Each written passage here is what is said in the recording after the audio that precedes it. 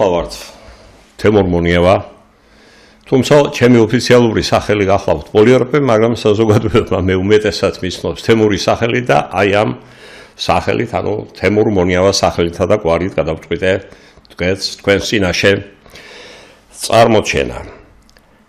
და მინდა ორიოდე სიტყვით შევეხო ქვეყანაში მიმდინარე პროცესებს, ვინაიდან ისეთი სიტუაცია შეიქმნა საქართველოში, როდესაც არც ერთ მხარეს არ სურს ერთმანეთისთვის რაიმეს დათმობა. შესაბამისად, უკვე მე რამდენად ჩვენი ქვეყნის და ყოველ შემთხვევაში იმ დროის მანძილზე, როცა მე ვარსებობ ამ ქვეყანაზე, არაერთხელ ვდგავართ დილემის წინაშე და ვეკითხებით ერთმანეთს, გვეშველება კი რამე. ამ კითხვაზე პასუხი დადებითი იქნება, თუ ჩემის აზრით გადავდგამთ ერთდროულად რამოდენიმე ნაბის. პირველი, ეს ჩემი მოგზაურობული აზრია, მაგრამ მინდა თქვენს გაგიზიაროთ.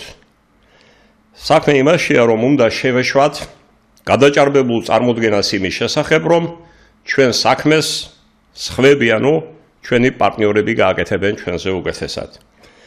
ამ კატეგორიის ადამიანებს მე უწოდებდი სხვისი ხელის შემყურე ადამიანებს და მის გასაგებად მინდა ვთქვა, რომ პარტნიორი, რაც არ უნდა კარგი იყოს, იგი უწინარეს ყოვლისა ჯერ თავის საქმის გაკეთებითაა დაინტერესებული და შემდეგ მისი ინტერესებიდან გამომდინარე მოქმედებს ნებისმიერ ქვეყანაში, მათ შორის საქართველოშიც. მაგალითები გნებავთ, არაერთი მაგალითის მოყვანა შეიძლება. თუნდაც უკრაინაში მიმდინარე პროცესები, როდესაც ადამიანები ერთმანეთს უწოდებდნენ ძმებს, ეთნიკურად ერთნი იყვნენ თითქოს და დღეს იმდენად სამყარო სასწრაფოდ არიან გადაკიდებული, რომ მათი შერიგებად ერთი შეხედვის თითქოს და შეუძლებელიც ჩანს. ან სირიაში მიმდინარე პროცესები თავს ნუ მოვიტყვევთ. იგივე დაგვემუქრება ჩვენს, თუ ჩვენ გონიერებას არ მოუხმობთ და ერთმანეთისკენ მისასვლელი გზების ძიებას არ დავიწყებთ. შემდეგი ნაბიჯი უნდა იყოს პროფესიული პარლამენტის შექმნა, რომელიც ქვეყნისთვის აუცილებელ ქართული კანონმდებლობის შექმნაზე იმუშავებს. რადგან ის, რასაც ჩვენ კანონების სახით გვთავაზობენ, ასე მგონია, რომ სხვათა მიერაა შექმნილი და თავს მოხვეული ქართველი ხალხისთვის, რათა მავანს მისი გამოყენებით შეეძლოს საკუთარი ინტერესების გატარება ქვეყნის სინამდვილეში. საქმე იმაშია, რომ ამ ღრეულ წყალში მოგეხსენება თევზის დაჭერა ადვილია და აი ასეთი ვითარების შექმნას შენ შემთხვევაში ემსახურება ქვეყანაში არსებული კანონმდებლობა და მე ამ თემაზე საუბარს ამ მიმართებით მეც აღარ გავაგზავნებ. პროფესიონალი იურისტები დამეთანხმებიან, რომ ევროკავშირში არ არსებობს თითქმის არც ერთი ქვეყანა და მსოფლიოს არც ერთი წამყვანი სახელმწიფო, სადაც სისხლის სამართლებრივი წესით არ იჯება ცილისწამება და შეურაცხყოფა. ჩვენთან, ჩვენს ქვეყანაში კი ეს ორი დანაშაული, რაც ადრე დანაშაული იყო, დეკრიმინალიზებულია. მე ვსვამ კითხვას და დღემდე ვერ მიმიღია პასუხი. რატომ მოხდა ასე, რომ ჩვენს ქვეყანაში აღარ არსებობს ცილისწამების და შეურაცხყოფის შესახებ დანაშაულის თან დაკავშირებით სასჯელები. ნებისმიერი ტელემაყურებელი მარტივად მეტყვის, რომ ცილისწამებამ და შეურაცხყოფამ წალეკა ქვეყანა და იმ დონემდე მივიდა, რომ თუ ადამიანი თავის გამონათქვამებში შეურაცხყოფელ სიტყვებს არ გამოიყენებს, იგი ვერ დაიმსახურებს საზოგადოების ყურადღებას. გამოსავალისა, რომ გერმანიის და სხვა ქვეყნების მსგავსად დავაბრუნოთ შეურაცხყოფა და ცილისწამება დანაშაულის რანგში სისხლის სამართლის კოდექსში და ეს უნდა გააკეთოს პროფესიონალურმა ეროვნულმა საკანონმდებლო ორგანომ. ასე მოქცევა საჭიროა და აუცილებელიც. ამაში ეტყობა ხელს გვიშლიან. ახლა მე კონკრეტულად ხელს არავისკენ არ გავიშვერ ამ შემთხვევაში, მაგრამ ეს იმხიდანაც ჩანს, რომ როდესაც ქვეყნის მოქმედი პრეზიდენტი თავისი მოვალეობის შესრულება შეუდგა, პირველი რაც მან განაცხადა, ეს იყო, რომ ცილისწამებისა და შეურაცხყოფისათვის სამართლებრივი პასუხისმგებლობა უნდა აღდგეს. მაგრამ შემდეგში ეტყობა მაბადიეთ აი ამ გამოთქმით დაუცაცხანეს ეტყობა სათანადოდ და მანაც ამ თემაზე საუბარი საერთოდ შეწყვიტა. შედეგად კი ის გვაქვს, რომ ქვეყანაში წახალისებულია ცილისამებლები და ის ადამიანები, რომლებიც სხვათა უსაფუძვლო ლანძღვა გინებით იკეტებენ კარიერას და ირგებენ უშიშარი გმირის იმიჯს. მხედველობაში მაქვს ის, რომ ჩვენ ჯერ კიდევ 2004 წელს მივიღეთ კანონის სიტყვისა და გამოხატვის თავისუფლების შესახებ, სადაც პირდაპირ ჩაიწერა, რომ იმ შემთხვევაშიც კი თუ სახეზეა ცილისამების ფაქტი, ცილის მწამებელს არ შეიძლება მოეთხოვოს ბოდიშის მოხდის დაკისრება დაზარალებულისათვის. კი მაგრამ სად იპოვეთ ასეთი მუხლი? აი მე ვეკითხები იმ დროინდელ კანონმდებლებს, როდესაც ასეთი ჩანაწერი კეთდებოდა აი ასეთ ნაშრომში კანონში, როგორიცაა სიტყვისა და გამოხატვის თავისუფლების შესახებ კანონი. ანუ მე იმის თქმა მინდა ამით იქნებ ამ მიმართებითაც გრძდეს კანონმდებლობის გაკეთილშობილებაზე საუბარი. ან თუნდაც ის რა ღირს, რომ სისხლის სამართლის პროცესში დაზარალებული მხარე არ არის. შესაბამისად, როდესაც მის მიმართ ჩადენილ დანაშაულზე ასამართლებენ კონკრეტულ პიროვნებას, დაზარალებულს არც იმის უფლება აქვს, რომ სასამართლოს გადაწყვეტილება გაასაჩივროს შემდგომ ინსტანციის სასამართლოში. რაში გვჭირდება ასეთი სახელმწიფო იუსტიცია? ან რომელი ქვეყნიდან აიღეს? ეს ჩემთვის როგორც სამართლის ისტორიის მკვლევრისათვის, რა თქმა უნდა, ძალიან საინტერესო იქნებოდა და არის, მაგრამ აქაც ეტყობა, ვინც უკვეთავს პოლიტიკურ მუსიკას, ის კარნახობს ქვეყნის პარლამენტს ასეთი კანონების მიღებას და ამდენად კანონები თუნდაც ამ მიმართებითაც უნდა დაიხვეწოს. მე და ჩემმა მეგობრებმა არაერთი უძილო ღამე შევალიეთ ისეთ ნაშრომების შექმნას, როგორიც არის საგამოძიებო სამართალი, საპროკურორო სამართალი, სადაც ჩვენ არაერთი საკითხი დავაყენეთ. კანონმდებლობა თუ როგორ უნდა შეიცვალოს, რომ მან ჭეშმარიტად იმუშაოს და დაიცვას ადამიანთა ინტერესები. სამწუხაროდ ეს ნათქვამი, რომელსაც ჩვენ არაერთი გადაცემაც მიუძღვენით უკვე 3 წლის მანძილზე, სატელევიზიო ეთერით, ქართულ ტელევიზიაში, ქართულ ტელევიზიაზე გადის გადაცემა მოგეხსენებათ. ეს ჩემი საავტორო გადაცემა, კანონი და სამართალი, სადაც არაერთის დავაყენეთ საკითხი თუ როგორ უნდა უწამლოთ ჭყალებში არსებულ სიტუაციას, მაგრამ უშედეგოდ, რატომ ან არის მენე პარლამენტში ამის შესახებ და საზოგადოებას კიდევ არ ყოფის ინფორმაცია არსებული მდგომარეობის შესახებ და ისიც არის, რომ ჩვენი ტელევიზია ჯერჯერობით ვერ მოიცავს ძალიან დიდ მასებს, რომ ეს ინფორმაცია მათთვის გახდეს ხელმისაწვდომი. სათქმელი ბევრია, მაგრამ არ შეიძლება არ ვისაუბრო ჟურნალისტებზე და მომიტინგეთა მიმართ ძალადობის ფაქტებს.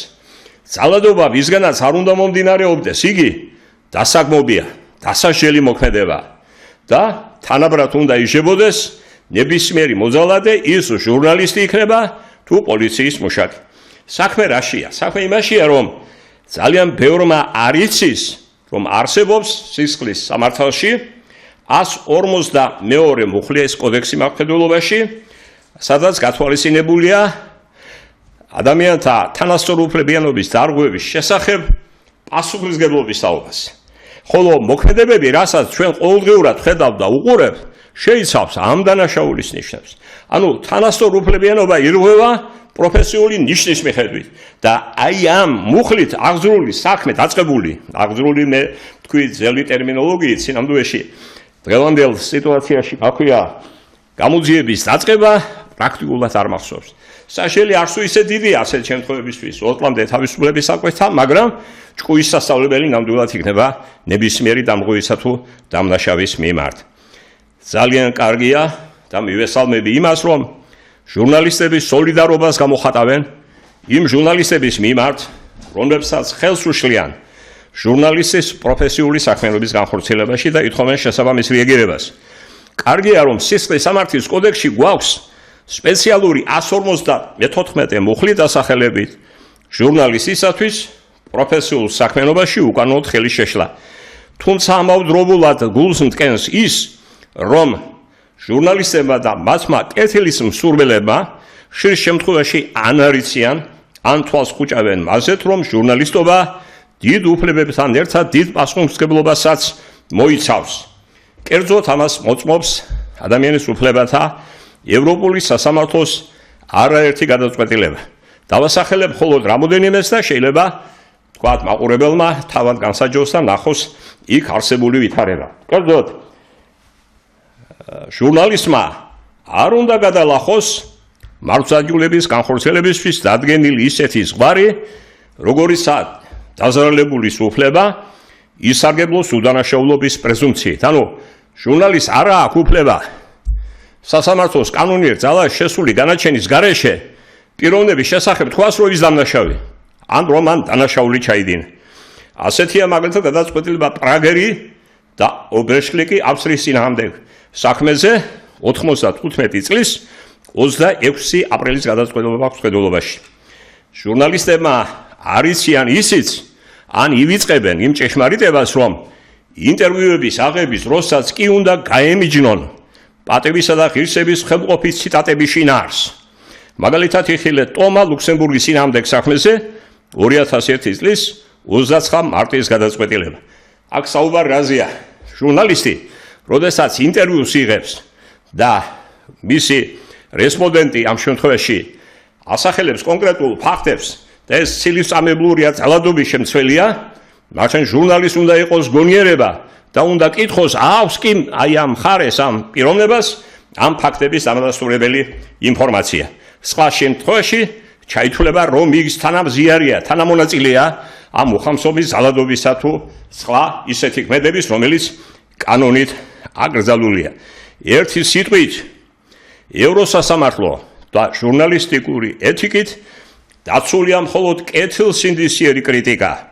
ჟურნალისტის მიერ გადამოწმებული ინფორმაციის მიწოდება საზოგადოებისთვის და არა უხამსი და შეურაცხყოფელიან და ძალადობის წამახალისებელი მოწოდებები.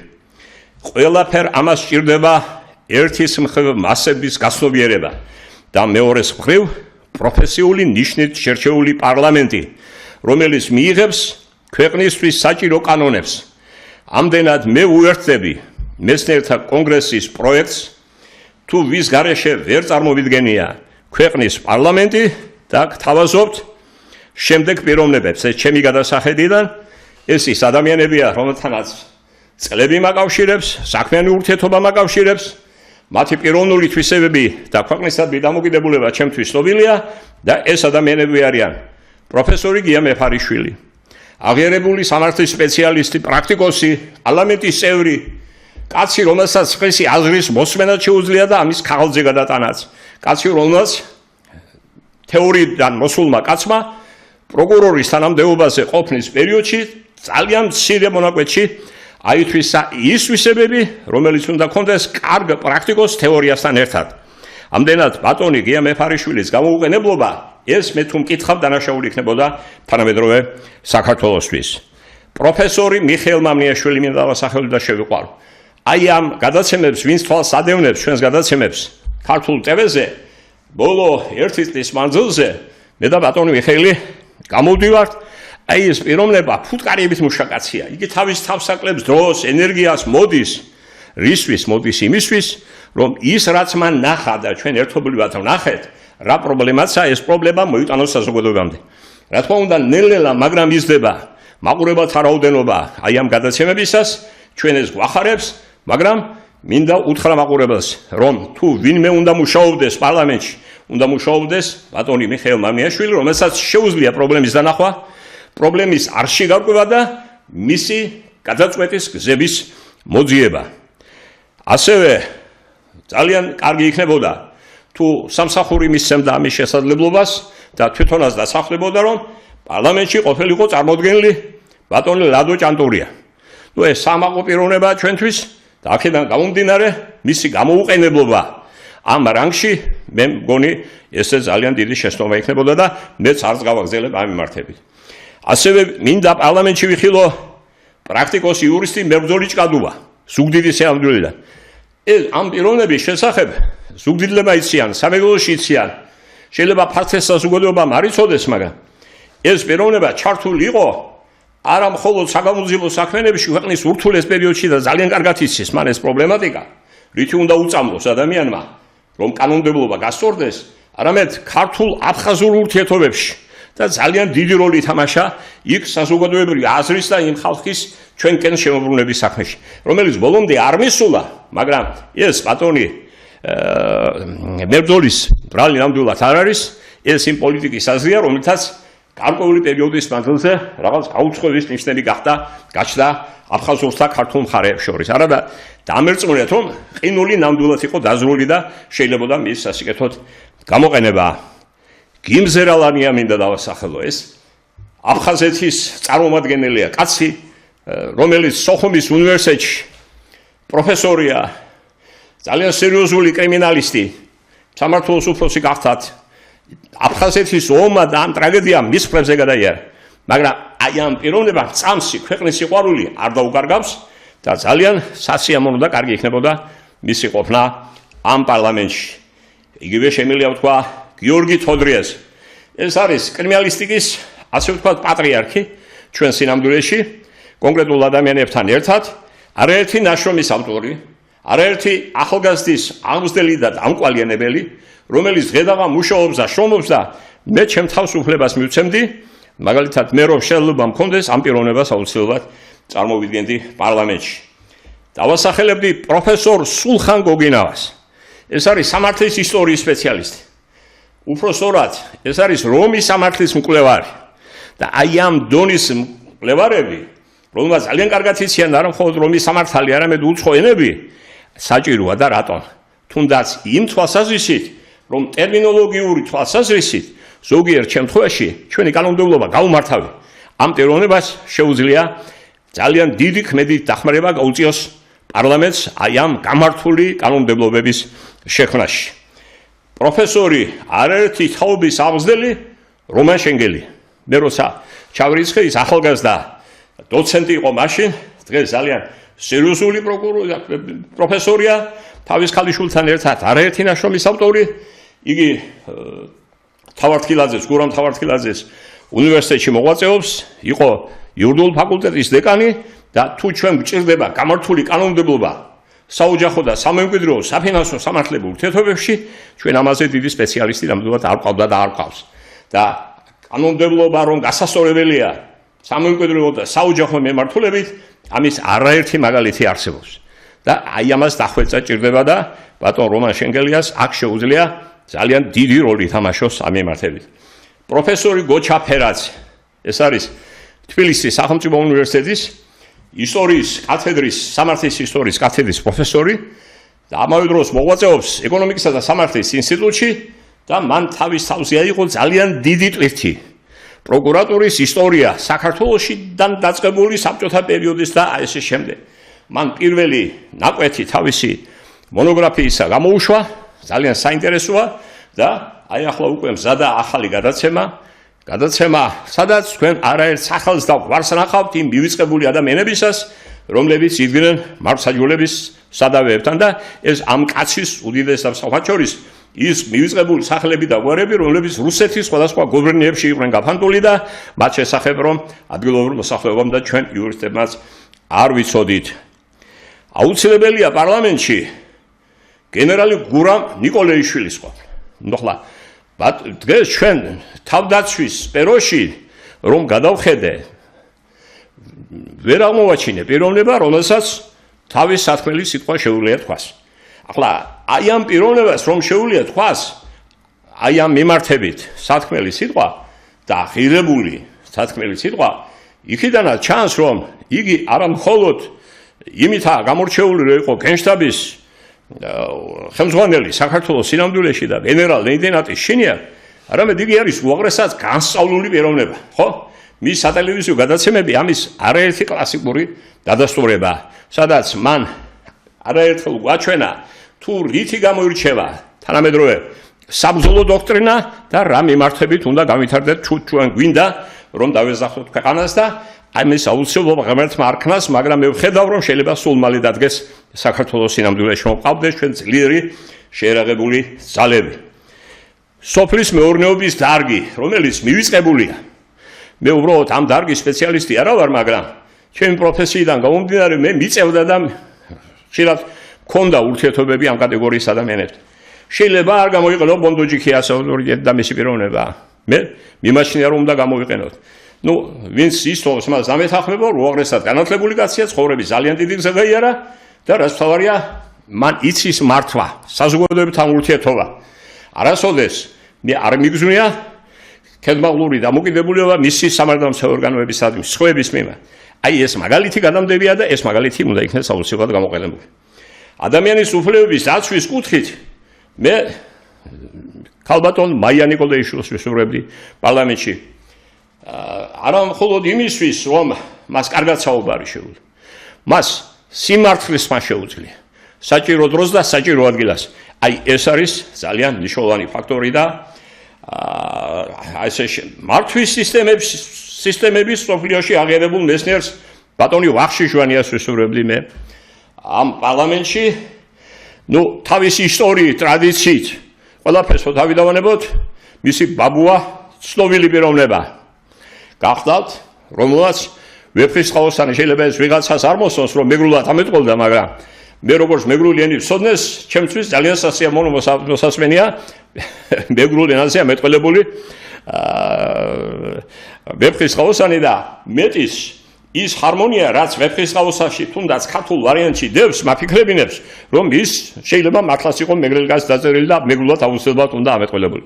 მაგრამ უბრუნდები ბატონ ვახშიშვანიას, მისი ალგორითმები ცნობილია, ყოველ შემთხვევაში მე არ ვარ ამ დარგის სპეციალისტი, მაგრამ სიამაყით ვივსები, როდესაც მე მესმის და ვხედავ მის გვარს და სახელს იმ ადამიანებს შორის, რომლებიც ქმნიდნენ საბჭოთა კავშირი იდგა ამ ალგორითმებზე და სხვა ცნობილ მეცნიერთა ნაშრომებზე და ამ პიროვნების გამოუყენებლობა არ იქნება გამართლებული. მითხრობ, რომ ბატონი ვახში ენერგიის სავსე-კაცია და არაერთი ღირსეული სიახლის წარმომჩენი თუნდაც ამ ტელევიზიის ფარგლებში. ისე რომ ბატონ ვახშიშვანია აუცილებლად იმაშინე უნდა იყოს. პოლიტიკური მემართულებით ქვეყნის მართვის სფეროში იშვიათია ისე თავდადებული პიროვნება, როგორიცაა ბატონ თემურ შაშიაშვილი. მე რა არის იცით, ცოტა ბევრი მინახავს და მახსოვს. ხანდახან ისეთი რამეც მახსოვს, რაც არ უნდა მახსოვდეს. ამას ისე ხუმრობით ვამბობ, მაგრამ რეალობა ასეთია. და თუ ვინმეში ხედავდი მართალ კაცს, რომელიც რასაც ამბობდა, იმას აკეთებდა და ქვეყნისთვის ხმალამოღებული იბრძოდა, ეს არის პატრიოტი პიროვნება თემურ შაშიაშვილი. ამ კაცს დაეჯერება, იმიტომ რომ ამ კაცს არასოდეს თავისი თანამდებობა არ გამოუყენებია თავისი ოჯახისა და თავისი პირადი კეთილდღეობისათვის. ისე რომ ბატონ თემურ შაშიაშვილს უნდა იყენებდეს ქვეყანა თავისი ენერგიიდან, თავისი შემართებიდან, თავისი ოჯახიშვილობიდან გამომდინარე. ვისურვებდი, რომ პარლამენტში ყოფილიყო ფილოსოფოსი ბატონი ბესარიონ ბესიკ ბოგველი. სულ ახლახან გავიცანი ეს პიროვნება, მე აი ამ ჩვენი ერთობლივი სატელევიზიო გადაცემების პროცესში და მე ერთამეში დავწუნდი, რომ მის სახით ყავს არა მხოლოდ ამ მიმართების ვიწრო სპეციალობით მომუშავე პიროვნება, არამედ კაცი, რომელიც სახელმწიფოებრივად ფიქრობს და კაცი, რომელიც მოწოდებულია სანთელივი დაიწვას იმისთვის, რომ აღდგეს ის დიდება, რაც ჰქონდა იმ მიმართულებას, რასაც იგი დღეს წარმოადგენს და რასაც ხელმძღვანელობს. სოფლიოში აღიარებული მეცნიერის გარეშე, ეს არის ბატონი გია კვაშილავა. ახლა ყავდეს ეს პიროვნება, რომელსაც სოფლიო სიმპოზიუმებზე ეძახიან, როდესაც იგი ასეთი დიდი პოპულარიზატორია შენი ქვეყნის ისტორიის და პარლამენტში, მისთვის ადგილი არ მოიძებნოს, მე ეს რაღაც გაუგვერბობა და ანომალიად მიმეჩნია. ასევე დავასახელებდი უსაფუძვლოდ მივიწყებულ შესანიშნავ დიპლომატს ბატონ ბალხას კაკაბაძეს. მე ეს პიროვნება გავიცანი საოლქო პროკურორად, როცა მუშაობდი სამოღვაწეო სიამდვილეში, მაშინ იყო ტოლთა და გასახლების საქმეების მინისტრი, რომელიც კურირებდა ბუნებრივია აფხაზეთთან ურთიერთობა. მე გაოცებული ვიყავი იმით, რასაც ეს პიროვნება აკეთებდა, იმისთვის რომ ეს ურთიერთდაპირისპირებული ხა თქვენ წარმოიდგინეთ, როდესაც მაგიდასეს თან ზის პიროვნება, რომელიც წარმოადგენს თავისი აზრით შენზე გამარჯვებულ ძალას. მე აფხაზები მიყავს ხედულობაში, მართი ურთულესი იყო ამასთან ურთიერთობა. მაგრამ ამ პიროვნებამ ნიკა ქარჩავა იყო მასთან და მის თანამშრომლებს შეუძლებელი შეძლეს.